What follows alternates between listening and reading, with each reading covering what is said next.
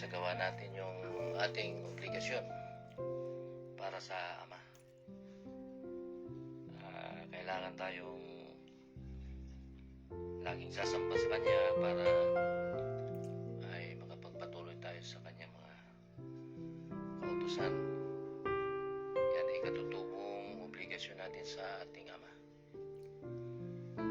Magandang umaga po sa inyo mga guys, mga idol.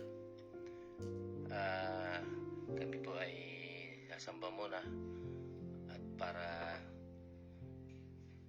sa maghapon ay makagawa tayo ng kabanalan at makahingi tayo ng mga biyaya, pagpapala at makahingi rin po tayo ng kapatawaran ng ating mga nagawang pagkukulang, pagkakasala sa Kanya. At ngayon pong umaga ay ilang Bible verse ang ating ibibigay sa inyo. Sabi, at kung ang mga anak nga ay mga tagapagmana nga, mga tagapagmana sa Diyos at mga kasamang tagapagmana ni Kristo, kung gayon nga ay makipagtiis tayo sa Kaniya upang tayo